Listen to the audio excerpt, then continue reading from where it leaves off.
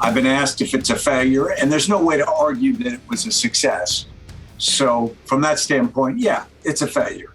On the other hand, I don't think that much of what was done was wasted.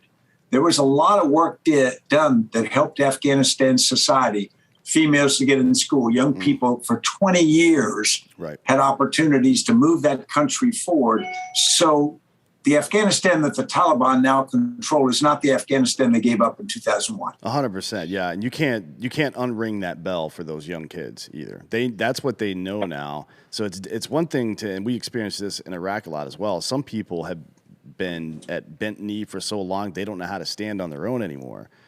This is an entire generation and a half, really, that now knows what that feels like, and it's hard to go back. Honestly, it really is.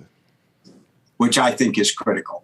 So I think there's a sadness to it. People ask me whether I would have taken this course of action. The answer is no, I wouldn't have. I probably left some force there because I think it would have been a good investment. But I'm also honest enough to tell you I'm very biased. I'm probably not the person they should ask to make that decision because of my bias.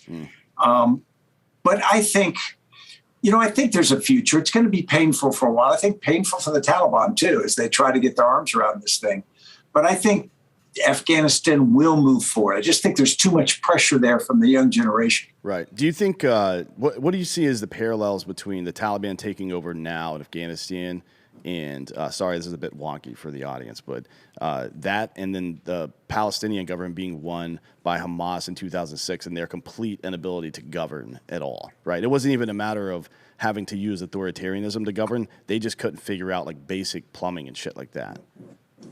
Yeah, I think there's every likelihood that'll be the case. I mean, we watched the Taliban rule before, and it wasn't pretty. I suspect that they are going to run into the same thing. But I think the external or international community is going to be much less tolerant this time, because this time the Taliban aren't pushing the group out they did the first time, the warlords and whatnot. This time, a lot of the international community has been closer to Afghanistan. So I think there's going to be a lot more difficult economic discussions, financial discussions, which pressure them. I mean, is this just turning into a proxy Cold War with China at this point? Not just between the U.S. and China, but between the West in general and China. I mean, there's so many competing interests for resources in that area. Yeah, I don't think Afghanistan is. I do think there's an increasing competition with China, and you could call it a Cold War. I don't really think China cares much about Afghanistan. There are some resources there, but I think they're overblown, to be honest. And they're very expensive to extract because the lack of infrastructure on the ground. So my guess feeling is China's happy that the United States is off their flank there. But beyond that, I don't think they think this is a huge deal.